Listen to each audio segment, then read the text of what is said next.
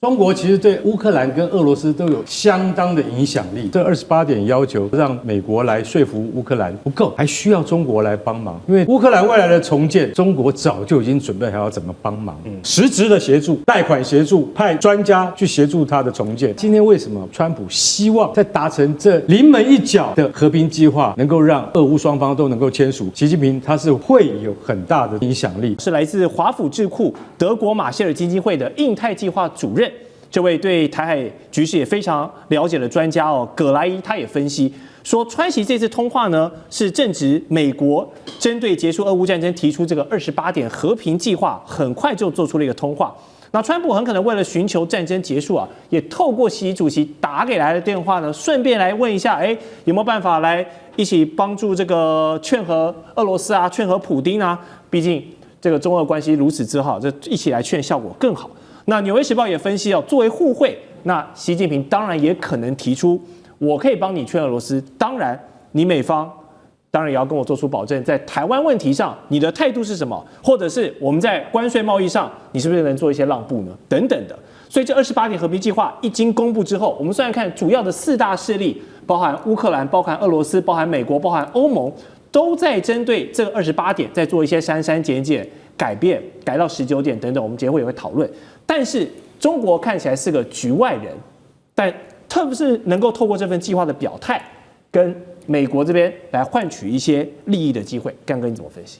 葛莱伊讲的没有错，其实你看俄乌的问题，你认为说中国是完全使不上力吗？不，中国其实对乌克兰跟俄罗斯都有相当的影响力，一定是的。所以在这28点的和平计划里面，你仔细看其实老实讲一句，乌克兰是不高兴的。为什么？那根本就没有达到他们的要求嘛。对，领土的要求拿不回来。其实美国你的这28点计划，老实讲一句，是有点软性的要求，乌克兰要接受，包括你进不了北约，讲清楚了。然后我们北约的军队不会住在乌克兰，那只会就派战机住在最近的波兰然后所以说你现在的这个兵力还必须限制在多少？限制在60万人左右。像这些对乌克兰都不是好消息。那乌克兰必须要接受等一下我们会讨论。在这种情况底下，这28点要求，其实你要让这个美国来说服乌克兰不够，还需要中国来帮忙。因为中国其实蓄势待发，我们早就说过了，乌克兰未来的重建，中国早就已经准备好要怎么帮忙。在各种方面帮忙，实质的协助、贷款协助，真正派专家去协助他的重建。所以大家要看远，看得深一点，就是说，习近平在这方面是有谈话权的。那今天为什么川普希望在达成这临门一脚，而不要功亏一篑的和平计划，能够让俄乌双方都能够签署？所以说一句实在话，习近平他是会有很大的作用跟影响力。但为什么这个时候变成习近平他反而是跟川普的电话热线之中，他要求对于这件事情，刚上次讲的没有错。其实老实讲一句，台湾问题就是底线，你不要跟我讲那么多。川普先生，请你支持我这一点，我没有要惩罚高市早苗，但是你一定要让他知道这件事情没有讨论的余地。我作为中国国家主席10多年了，如果今天台湾问题我还守不住底线的话，那我没有办法面对我的国人、我的民族，所以我相信习近平他一定有讲的这些话，所以这件事情在外交上面会掀起多大的波澜，你自己心里应该很清楚。川普，我跟你讲，越来越会怎么样？对于两岸问题变得保守，越来越不敢承诺，因为他现在表面上只会讲他们之间的中美贸易的那些问题，他绝对不会谈到台湾问题，而且中国也讲了一句话，在他的任内，我们绝对不会做出对台湾不利的事情。这句话非常重要，因为所谓的2007是不是不再存在？我觉得这些都很值得我们继续观察。是美中2位领导人呢，他们又通话了，这次是透过线上的通话，也是继2人在之前韩国的 APEC 峰会见面之后呢，这次是由中方习近平主席主动来跟美方联络的一场契机哦。那双方讨论了包括像是俄乌战争啦、芬太尼毒品的问题啦、黄豆啦，以及其他的农产品等议题。特别的是，新华社做出了一个报道，指出呢，在这次通话中，习主席特别强调了台湾回归是战后国际秩序的一个重要组成哦。那美方也是表达理解台湾议题对中国的重要性，但是没有进一步的去展开。那通话后呢，川普就说明年4月他将会访问北京。那同时他也邀请习近平主席在明年的稍晚呢，也去到美国看可不可以做个访问。所以双方是展开了一个良性的互动。那老实讲呢，美中今年的关系因为受到整个贸易战框架的影响下，其实是非常的恶劣、非常糟糕的，一直到下半年开始才有所好转。那这一次由中方主动来联络美方，其实还蛮少见的，而且北京主动出击的背后，他们的目的是什么呢？有点耐人寻味。我们先请教介大使，你嗅到了什么样的一个政治算计？对，因为这个就跟德国之音的报道，他说这个中国大陆的领导人直接打电话给美国领导人，就是用4个字叫极为罕见。极为罕见。上一次是好像911事变的时候，江泽民打过电话。这个中间你看多少年了啊？那可见这个应该就我们的这个嗅觉来讲，应该是知识体大。知识体大。当然就是说，大陆发表的这个事后的新闻稿谈了很多点，对不对？第一个就是双方这个有一个共识，上一次的见面达到了共识，很具体。然后呢，又谈到了怎么样还要继续交往下去的一些原则。那其中特别提到，就习近平主席对川普总统特别说，台湾的回归是2次大战成果的重要组成部分。那直接跟美国谈台湾的问题。那而且中国大陆还特别写在这个新闻稿里面，是这里面就很有注意的地方注意的地方。那事实上的话，像德国之音他下的标题就是说事实上感觉是中国跟希望美国介入之间，中日目前的他用僵局，对，那可能是有这个作为，还是说呢？如果你要有推测的话，是不是中国大陆要对日本做出下一动的举动是什么？先跟美国打招呼，或者说呢，中国大陆希望川普总统出面跟这个美国的跟日本的首相高市早苗做一个沟通，还是带有一个立场的沟通？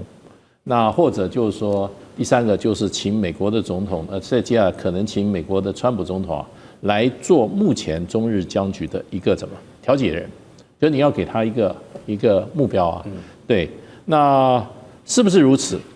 看不出来，因为川普立刻也在他的Truth Social 里面发了一篇文章，他讲了很多，他就说我的好朋友我们打电话怎么样？这个大豆什么这些东西都是运转顺利那么双方可见双方的关系现在很好。那么我已经决定4月，习近平主席再次邀请我4月去北京访问。那么我也同样，我为了这个等于说怎么讲呢？回馈就是说，那么我也邀请习近平主席在今年的适当时期到美国来访问，进行国事访问。那他没有提这个日本的事情，可是呢，很奇怪了这个电话打完没多久，川普主动打电话找高市早苗。对。这个就变成就是说，川普虽然没有提台湾问题，只有大陆讲台湾问题，那川普为什么会这个电话挂了以后，几乎是他那边应该是很晚因为他说是25号早上，而这个电话已经打了。你知道，美国跟尤其华府跟我们这个东京或者这个北京时间是黑白颠倒的，差12个小时那他可能就连夜就打了这个电话可见他做事这个企业出身是见机理风风火火的。结果呢，那这个电话目前美方保持缄默，对，没声音。可是高市早苗说了，他说川普主动打给他，是对不对？然后他说，川普还告诉我，我们是很好亲密的朋友，你以后随时可以打电话给我。那么那可是呢，对于里面谈了是不是谈了这个什么具体的问题或者说有没有谈台湾问题？高市早苗说细节不便透露，就这样子。所以不管怎么样，习近平打完电话给川普，川普立刻打电话高市扫描，那可见重点就是在中国大陆跟日本的关系。是，所以我觉得很快，因为这个电话的话，川普会打的话，不会只寒暄啦，这就是一定有什么样的立场，是或者有一种或者传话都不知道，那就看着现在这个啊。要不然我们就看川普是不是有时间发一个这个 True Social 的贴文，看他怎么讲。另外一个就看高市扫描，日本这边的会不会有什么具体的回应动作？是，没错。前段时间这个 APEC 峰会举行的时候，之前川普总统才陆续去访问了日本啊，还有韩国等等。结果双方呢在上面还有互动，然后包含这个川习会在韩国的见面。结果才过了一段时间，双方现在又主动，应该说三方又主动打电话，中国主动打给美国，美国再主动打给日本。那我们就可以发现了什么事情，就是前段时间高市首相的台湾有事论哦，引发了这件很多的风波，才会产生三方的领袖这么密集的又联系。虽然三位大人物讲了什么，我们电话那头是无法得知啊，因为不会通灵术。但是上次哥，你觉得这一次这样子三角关系连来连去，我主动打给你，再主动打给他，不管他们谈了什么，川普对高市的态度，应该说台湾有事这个发言，你觉得是褒还是贬？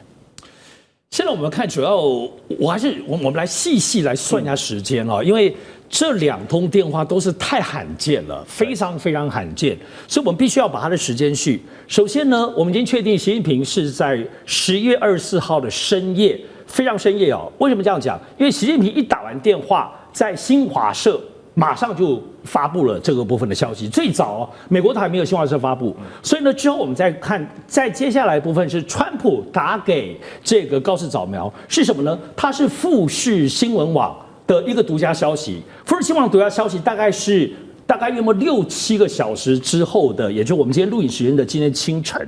那有这个消息之后呢，所以日本的媒体都蜂拥的去问高市扫描。那高市扫描大概是今天早上，在台北时间的10点、11点的时候是接受访问讲这个话，所以我们推断的部分是习近平打给川普的部分是在24号的深夜，已经接近晚上12点，所以作为美国当然是在白天上班的时间上午，所以川普应该说在6个小时，甚至如果估算了粗一点，10个小时之内就打了。这个部分其实你看，无论大家现在都避开，但是我们看在北京的官媒有具体的提到。习近平就是谈台湾问题，然后呢，在其他的美国后来的官媒里头，媒体有报道说，川普有回应，叫做理解台湾问题对中国大陆的这个重要性。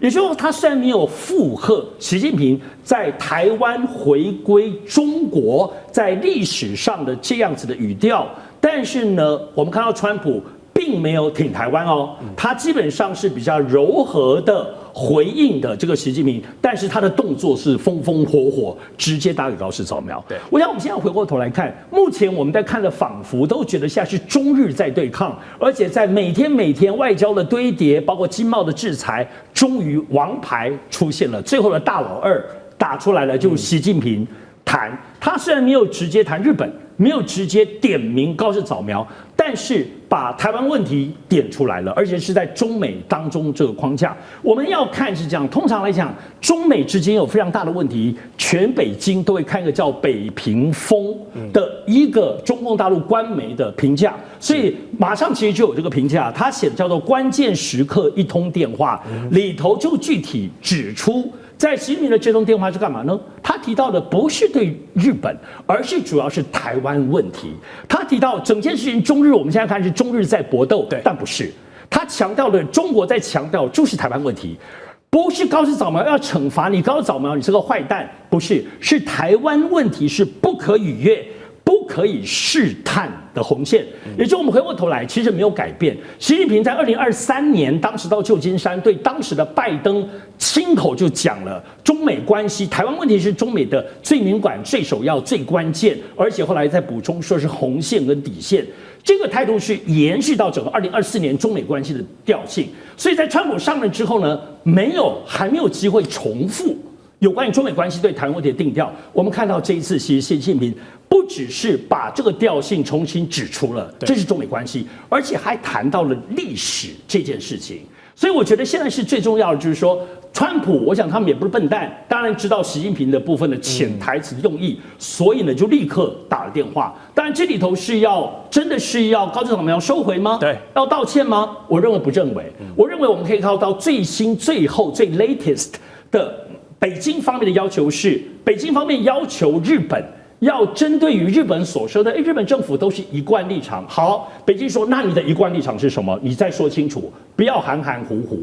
我认为现在北京先前希望高市早苗道歉啊、收回啊等等，但现在最近的状况是，你要重新说日本政府的一贯立场。所以我认为高市早苗有可能会针对于所谓的一贯立场，包括一中政策跟中日关系，如果高市早苗这样回应了，对，定义了。台湾问题，日本不会介入，不会碰，会跟美国一样站在这种对于一中立场当中的这个清晰度的时候，可能中日这个冲突会有一点点各自退一步转换的空间。了解，俄乌的和平提案能否走向落幕？现在一个很关键，由美国提出的28点和平提案，现在浮出台面了。但这究竟是苦口良药，或者是糖衣炮弹？我们继续跟3位专家来探讨。首先，关于这份提案我们这个时间有限，我没有办法从第1条讲到28条告诉大家。但是几个关键核心呢，大家要知道，包括了乌克兰你要割地，面积呢是相当于台北市加新北市，我们说双北现在这个台湾人口居住最多，然后也是最发展的一个地方。第二，要限武，就是呢，不管是你的军事力量、武装人员，包括乌克兰设定的这个美方是美方设定的60万人，还是欧洲希望的80万人，总之就是大概这样的数量。那其次呢，就是最关键的北约这个组织还是没有办法让你乌克兰加入了。所以呢，想当然尔，这份提案是非常具有争议性的。那虽然美国总统川普说这不是最终版本，大家可以就这样的基础上，我们再来小修小改，再来彼此讨论一下。这样的谈判是川普最喜欢做的事情。但是，一些国际观点认为与其说这份提案是帮乌克兰解决困境，还不如说是送给俄罗斯的许愿清单。大家知道圣诞节快到了嘛？里面非常多，大家觉得说为什么对俄罗斯让步这么多啊？那实在是令乌方难以咽下。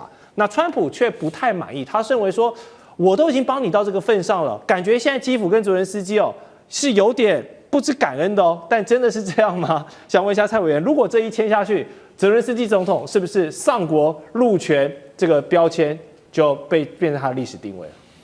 泽连斯基已经不重要了，他什么角色也不重要，有没有上去有没有辱国一点重要性都没有了，因为他现在已经是一个破产公司的 CEO， 准备被扫地出门了，你还有什么意义呢？我跟各位讲，这28点和平协议其实就是一个样本，什么样本？破产公司不良资产处理协议。第一个，有3个块土地已经被法拍了顿涅斯克、卢甘斯克、克里米亚已经法拍了权利已经被拿走了，一进入法拍程序，权利就没有了。好，那其他的还有2个赫尔松、第聂伯罗或者一部分扎波罗热，这正准备进入法拍程序那为什么？因为你破产了。那再来，破产了以后要限制员工人数所以你怎么可以有60万人，对不对？那你破产公司，你还有什么经营公司的权利吗？那当然，出来执行这个破产公司的是债权人，是谁？美国债权人。美国呢，要把你的里面剩下的产值齐了以后，看能不能拿一点回去补偿他的债权损失，建立停损点。可是欧洲不是债权人，欧洲是股东，公司破产了，你继续注资不多，1000亿美元，这什么意思？欧洲你股东你股权赔光，你还讲什么东西？你就拿钱出来，我是债权人，我要捞本回去，合不合理？合理。为什么？这个就是很标准的不良资产处理协议。至于你说你这个 CEO 泽伦斯基，100天内请你滚蛋，你现在是清算人、看守人，爱不爱随你便那你说批评这个什么乌克兰割地，你地是我川普割的吗？早已经进入法拍程序了，你还在讲什么割不割地那你说都单方面是俄罗斯说那好，我继续打就在这个案子出来之前，这个美国的陆军部长啊，好像叫什么 Daniel Draco， 他上了一个报告给泽连斯基，给那个川普，说现在乌克兰2个月以后只有2种结果，要么你有秩序投降，要么你全面崩溃。什么意思？有秩序投降就是重整完成破产程序。什么叫崩溃？啪嚓，由这个债权人随便挖，2种情形随便搬啊，这2种情形而已啊。这个是不是符合事实？是的。你现在乌克兰只有秩序投降跟全面崩溃，你溃败，你已经没有选择了。是，那你为什么把公司经营成这样子？问你这个伟大的 CEO 啊，然后更觉得这个跟以前的投降或者和平协议都不一样。和平协议开头都会讲说，我们基于安全啊，基于人权啊，基于什么，讲了一大堆，有没有啊？然后我们达成什么样的协议啊，等等等等啊，这没有，一开始就直接就这不良资产怎么处理，这一块你的，这一块我的。俄罗斯你那3000亿，1000亿拿出来给乌西重建，然后股东欧洲再来1000亿，然后剩下2000亿，俄罗斯要重整要重建乌东，那这个钱还有我美国要分一半，就这么简单。为什么啊？我重整人啦，我重整人，我要把我的投下去的钱给捞一部分回来啊！当然不可能完全捞回来，他讲的是矿产都是骗人的了哈。但是不管如何，你这互相吵来吵去，凭良心讲，就有个破产公司，泽连斯基毫无选择的空间。是，哇，蔡委员用这个破产清算程序啊，来描述现在俄乌的处境，还有乌克兰跟泽连斯基能够处理的方式，非常的生动。刚刚提到，感觉是非常被动，只能掏钱出来这些股东的欧洲国家，他们当然听到这28点也是一懵啊，感觉我现在话语权越来越低啊，除了继续往里面投钱跟军援的价值之外，我好像真的不能说什么话了。所以这份提案呢，这个法国、英国跟德国第一时间是拒绝了部分的要素，并且提出了改版。他们认为呢，这个原始提案给俄罗斯太多好处了。好，乌克兰要被限制军力，俄罗斯却受到不对等的对峙啊！战斗民族如果持续的往东扩呢，那我北约的这个心腹大患一直这个问题没有得到治本的保障。所以杨老师你怎么解读现在欧盟的作为，还有他们要求，美国你不让乌克兰加入北约，但我们做一个类似北约第5条款的安全保障，来形成这个共同防御命运共同体的这个可行性，真的有吗？法律上我觉得不可能。法律上，目前的28点里面其实是有谈到，如果俄罗斯攻打乌克兰，将会遭受到其他所有相关各国协调的军事反应，也就是说各国会采取军事的反击，但这没有任何法律上的承诺，而且我也不了解这个协调的军事反应是什么意思所以很模糊。蔡委员刚才用这种不良债权的处理，我觉得这个很现代性，蛮有趣味理解的。我从另外一个角度，因为对欧洲人他们真的就是回到过去，整个19世纪那种国界领土的更改，不就是一个一个都是这样子的案例吗？从梅特涅到俾斯麦到一次大战，从波兰被瓜分，德国丧失领土，然后呢，整个乌克兰。一直都是整个东欧到中欧就是这样子不断的往往返返，每一个条约每一个领土的重建大概都类似，那跑不掉的，因为你输了就是输了，被占领了。现在这是这个28年里面有3个大重点：第一个领土，第2个安全，第3个债务跟削减制裁以及相关的这个投资问题。领土的问题，你这边讲用台北加新北，他们在欧洲不知道台北跟新北加的是多少。卢森堡，然后就是卢森堡。对，因为其实顿内刺客没有完全被俄军占领，他要整体的顿内刺客，但是他也放了一些出来，所以整个加减之后大概2500平方公里，所以领土。但问题是，整个乌东大概乌克兰的1/2。尤其这里面是富藏了煤矿、稀土、工业基础都在这边，所以领土代表了很多的意涵。那当然，这也是乌东俄罗斯语主要集中的地区。那第2个就讲安全，这里面尤其我们今天的问题是安全的问题。你只能有60万。不过现在《纽约时报》说，目前乌克兰的军队只剩80万，60万 OK。你不可以加入北约，北约也要明确拒绝乌克兰加入。还记得2008年北约的高峰会邀请乌克兰加入吗？我就要问了，说好的乌克兰有事，北约有事呢？从过去一直以来将近20年，美国跟北约不断在鼓动乌克兰做我的代理人，我让你加入欧盟，我让你加入北约，我保障你安全。就乌克兰被打鸡血一样，把自己合法的总统亚努科维奇给拉下来，搞得国家四分五裂，发生战争。最后呢，他是给你很多的经济军事援助，但是你怎么在战场上传统武力打得过俄罗斯呢？结果现在被占领了。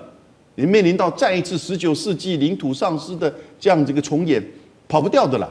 只不过是细微的调整，只不过是时间的调整。至于说你还想要类似北约第5条的安全保障，白宫就会说，那你们去跟他第5条啊，美国这边不会跟他第5条嘞。那欧洲这边做得到吗？当然做不到。所以这也是一个死局哈。那经济学人呢，同样跟杨老师一样，不看好这份和平计划，并且他们是用尖锐的语气示警，说这28个提案一旦落地的话，可能会造成乌克兰更加的脆弱，欧洲的更加分裂，美国也不安全。那么当中唯一的获利者就是俄罗斯了。普利兹新闻奖的得奖作者弗里曼，他甚至形容这简直就是现代版的慕尼黑协定啊。那如果这份方案真的落地，未来的5年到10年，我都不知道观众朋友要怎么想象这个欧洲版图可能会变成什么样子，国跟国的那个边界可能要改变了，世界地图要改。好，那攻打乌克兰事件之后，普丁如果真的这么轻松就下台，然后致谢下台一鞠躬，然后获得这么多好处，是不是给了他一张合法化的侵略通行证？舰长，你的看法？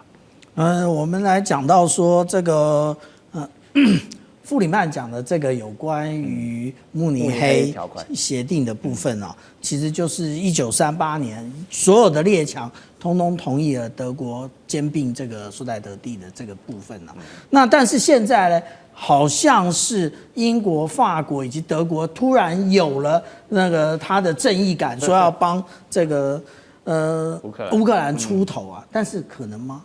那个他能提供乌克兰什么呢？你当初德国说好的金牛座巡弋飞弹呢？你先给嘛。那但是我们想到说啊，其实刚刚讲到有关于是不是俄罗斯未来会向西扩张的部分啊？我们先看看，从那个1994年布达佩斯安全保证备忘录完成之后，真正不断东扩的是北约啊。那俄罗斯从来就没有往西边走过啊，所以其实现在有很多的智库以及专家在讲说，真正的攻击性的这一个国际组织反而是北约。那俄罗斯还有这个底气吗？如果他有这个底气的话，我们看看战场上就好了。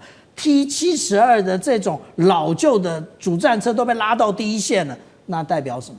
代表他的所有的装备几乎都已经要进出了嘛。那至于说未来是什么，我们就看现在了。我们看到这个库皮扬斯克的部分了，库皮扬斯克几乎等于也要即将陷落。那当然大家就讲说，小舰长你讲了1年多的红军城，对，红军城现在被围了怎么样？红军城已经几乎完全陷落，没有陷落的只有一点点地区而已。那但是现在说要割地啊。那其实这个割地，其实这个问题回头就要问泽伦斯基了。乌克兰现在是丧钟已经被敲响了嘛？就是因为美国媒体爆料说，其实川普一直以来呢都在跟俄罗斯在进行秘密磋商，制定了这个结束乌俄战争的新计划。然后现在呢，我们摊开这份由美国特使牵头起草的28点和平计划，哇，大家一看说这个内容根本就是乌克兰的投降书。我们来看到包含了要求乌克兰要割让顿巴斯地区的领土，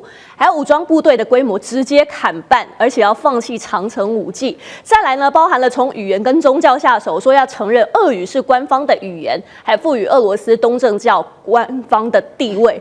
还有包含说，乌克兰境内呢不允许任何的外国军队来驻扎。更狠的是，基辅当局呢，还有欧洲的盟友，在这个草案的过程当中，他们是完全被蒙在鼓底的哦。因为美方呢准备把这个既成事实呢，直接就硬塞给泽伦斯基。最新的消息是，泽伦斯基他也已经收到了这一份和平计划，而且同意要就这些计划要点展开工作。但是有一个前提，说希望可以体面的终结。好，不过大家真的很好奇，为什么最后会变成这样的？杨老师，你来看，川普他为何会全然答应这个普丁的要求？我就说这是上一次匈牙利的总理奥班到白宫和川普吃午餐，就表达了作为川普跟普丁之间的一个传达的信使。那这个就由这样个推演出来28点和平计划，比较细部的内容哈。那在领土上面，俄罗斯将获得顿巴斯，也就是现在的顿内茨克跟卢甘斯克。卢甘斯克它已经全部的占领，顿内茨克啊，也就是在红军城之后，它也会获得整个这2个省。然后呢，克里米亚获得国际承认，美国也会承认，并沿当前的战线冻结赫尔松跟扎波罗热的部分的地区，也就整个乌东的地区，其实现在的战线所在的地方，但是包含整个顿巴斯的地方，俄罗斯都取得，所以这个是在所有包含美国在内的各方都会给予法律承认，这是28里面所讲的。此外，他也提到说，西方将全面解除对俄罗斯的制裁，归还约2/3，大概是2000亿欧元所冻结的俄罗斯的央行的资产，在各国，尤其是在瑞士，而且正式邀请俄罗斯重返 G7。回到 G8， 那是1998年到2014年，其实俄罗斯是参加的这个 G7， 那个时候就改名叫 G8。然后呢，在领土跟国际地位上面，俄罗斯还会拿到经济大礼包，像是美俄成立联合基金，共同开发北极的资源。这个其实是美国想要夹带的这个东西哈。3000亿的欧元被冻结的资产中，然后呢，扣掉的这1000亿用在乌克兰的重建。这个是好像是俄罗斯拿出1000亿出来帮助乌克兰的一个重建，应该算是赔偿吧。但是重建项目一半的利益归美国的企业，这个是川普，你看厉害了。那扎波罗热核电厂在联合国的监督之下重启，发电量一半供乌克兰，一半卖回俄罗斯。那卖回来的利润里面又一半是美国的企业拿哟，不要忘记哦。所以俄罗斯如果所有的未来再犯的话，这些优惠将会取消。那同时军力的话呢，乌克兰最多只能维持60万人的军队，禁止拥有射程可以打到莫斯科，也就是中程飞弹你就不要想了。然后呢，军备部队必须要解编，英国主导的战机联盟将驻扎在波兰，而不是乌克兰。北约部队永久不得进驻乌克兰领土。北约会籍会被彻底的排除，所以他不能进北约，军队也不可以进来，外国军队也不可以进来，他的军队只能维持到60万。那换得什么东西呢？换得美国给予欧盟和乌克兰的安全保障，并且加速进入到欧盟的承诺，这就是28点。我觉得乌克兰会接受吗？其实现在看起来，在战场上地面这个战争上面。他已经处于绝对不利，同时泽连斯基自己的内阁已经贪污的不可复加，没有任何的支持率，他撑不下去了。那欧洲这边只能打嘴炮，也没有任何实际上的这个帮助了。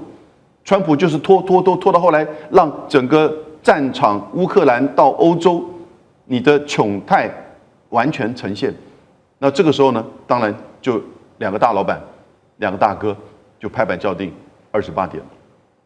是，但是现在美国大家在说根本就没有对乌克兰提出任何的安全保障，但是泽伦斯基是不是也没有条件可以拒绝？他有说美国是提供安全保障，但是这个安全保障呢不是很明确，是怎么样的安全保障？因为既然不可以有外国的驻兵，那同时乌克兰军队又只能这个拥有少部分，所以怎么样的安全保障，其实这个是一个大的问题。是不可以外国驻兵，也就是说不可以连维和部队是不是能够进去？通常维和部队联合国不会介入到常任理事国相关的这些争端的事务当中，所以也不会是联合国部队。好，确实，美国现在呢很突然这个急转弯，其实整个欧洲也陷入恐慌。现在包含欧盟的外长也几乎说，任何结束乌俄战争的计划，其实都需要乌克兰跟欧洲的支持才可以。那法国外长话说得更重了，他说和平不是投降。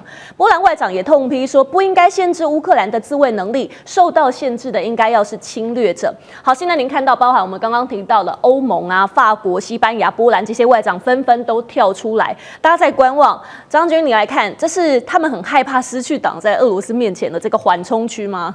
我认为这个欧洲这些国家，刚才所讲的，不管法国、德国、波兰、英国，还包括意大利，都犯了极重大的战略错误。对，要不然他们出兵援乌，要不然立刻就割地和谈，要这样子。你们都不出兵，你让乌克兰打，乌克兰现在怎么打？乌克兰现在面对3多的困境，牺牲太多了，他已经没有办法再动员，牺牲太多。第二个，它的领土一直沦陷，它每一个月丢掉一个关岛，美国关岛是550平方公里，每一个月被俄罗斯攻陷550平方公里，你怎么办？3多啊，沦陷多啊。第三个，国债越打越多，你是借钱嘛？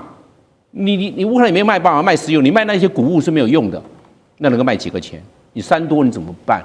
死得多，丢得多，欠得多，你怎么打下去嘛？你现在要扭转乌克兰战局其实非常简单，大家出兵帮他嘛，但是要冒核战的风险。普丁会不会跟你打核战？会核战。那我想，那你这些国家讲话的国家，你为何而战？为何要战呢？那就不敢。到现在为止打了3年9个月了，没有国家敢正式出兵。全世界195个国家没有一个帮助乌克兰，那乌克兰怎么打下去？没有人呢。那乌克兰现在面临3个困境：第一个，逃兵多，大家逃兵，现在逃兵20万。他不愿意上战场了吗？没有意义嘛，越打越输。第二个，他现在贪污很多因为大家看已经不对了，矛头就卷盘跑，尤其是泽连斯基的亲信，都跑了，拿了钱就跑到海外做义工，因为玩不下去了嘛。那第三个呢，负能量太多，基层士气很低迷都在抱怨，那也不能不打，你逃了或什么了，你到时候什么都没有，还会被抓回来审判，那打了是不是送死？所以负能量太多，你怎么办？没办法改变，防线崩溃了。所以我们看呢，这个战略态势的转换是不可能看不出来，没有办法改变战争的结局。所以越早结束越好，不要再牺牲了，不然又是3多继续变成3多，变成3个更多，那不好嘛。我认为这个尽早，这没办法，这是当初泽连斯基犯了严重的战略错误，西方国家也犯了重大的战略错误，而造成目前乌克兰的败相。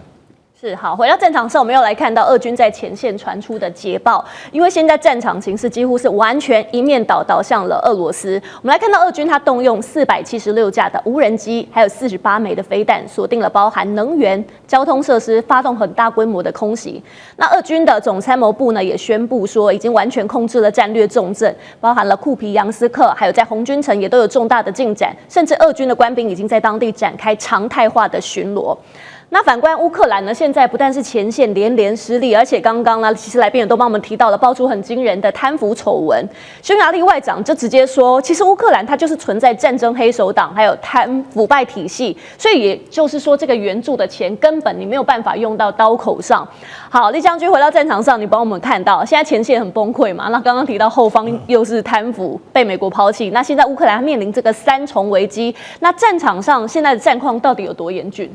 你刚刚讲的库比扬斯克，我们现在在地图上面，各位可以看一下它位置在哪里，在北边它是哈尔科夫州，那红军城是在南边，波克罗夫斯克那中间有几个城市包括斯拉夫扬斯克、克拉马托尔斯克、德鲁日、基夫卡，还有康斯坦丁堡这几个形成一个城市群。也就是说，其实如果说是库比扬斯克跟红军城都丢掉的话，很明显，这中间这个几个城市大概保不住。这几个城市保不住，我们很明显的，我想说一般人对，包括10你都看出来，这一线整个就崩溃掉了嘛，等于说你就无险可守了那我们回到刚才所讲的这28点条件，到底是和平条件、停战条件还是投降条件？我觉得你要讲和平呢，这只是这个大家这个粉饰投降的过程了哈。当然，这个我觉得乌克兰真的非常的悲哀，他当初被美国推去打这场代理人战争，那居然到现在连投降怎么样投降的条件，他自己都没有资格上谈判桌来讲。大家记不记得第二个是欧洲哈？欧洲也被美国拉进去打这场战争，叫欧洲这个支援各种武器啊能力来讲的话，大家记不记得上次在白宫哈，就是川普跟普京这个在阿拉斯加见完面之后，那时候川普曾经把欧洲7个领导者叫到白宫来，大家在前面坐成一排，我们戏称他叫做7个小矮人哈，在那边。那现在来讲。整个欧洲的战局，连欧洲的这个7个小矮人都没有资格来谈。现在由美国自己来决定要怎么样投降，你会不会觉得这就是这个一个国家，甚至于一个北约的一个悲哀？那你们现在欧洲这些，不管马克宏或者是这个法国的大使，说和平不能成为投降，你们现在还有资格讲这种话吗？但是我们从刚刚战场上的局势，我们就看得出来，现在大家在讲说，这个大家在讨论说，泽伦斯基可不可以吞下去可不可以接受？对。但是我反而要说，这个普京愿不愿意就这样子，就此结束，不见得会结束。我们经常讲一句话，你这个在战场上面你没有得到的，你也不要想在谈判桌上面得到但是如果说在战场上面我可以得到更多的，你会不会在谈判桌上面要的更多？这是现在来讲的话很现实的一个问题。那普京，我们可以讲说他也不是什么善类，也不是吃素的。你认为现在来讲，如果说红军城跟库皮扬斯，我们刚刚看到地图内线全部被打下来，那在这种状况下，这个俄军会不会打得更多，要了更多的土地？我一直提醒大家记得一句话，川普跟普京在阿拉斯加会谈的时候，那时候普京提的是什么条件？他说：“你们自己主动退出整个顿巴斯，我就可以不去攻击赫尔松。”那现在反过来，他现在来讲自己把整个顿巴斯打下来了，那我会不会继续攻击赫尔松？他继续攻击赫尔松的目标是在哪里的？我认为是敖德萨敖德萨是一个港口。大家记不记得为什么我这么一直在这样强调？记不记得2022年这个俄乌战争开打的时候，第一次开打的时候，俄军就派兵去占领蛇岛。我想印象大家应该还记得，蛇岛有七个阿兵哥在那边嘛。后来他们这个比个中指就向俄军投降了军舰，因为整艘军舰开到你这个小岛上面来。那蛇岛在什么位置？蛇岛就是敖德萨的门口那个岛那个小岛。那时候一开始就很明显的俄军目标就是要打到敖德萨。那现在如果说是普京有机会拿下敖德萨，他会不会继续拿下敖德萨？拿下敖德萨可以将整个乌克兰打成内陆国，可以确保他黑海舰队的安全。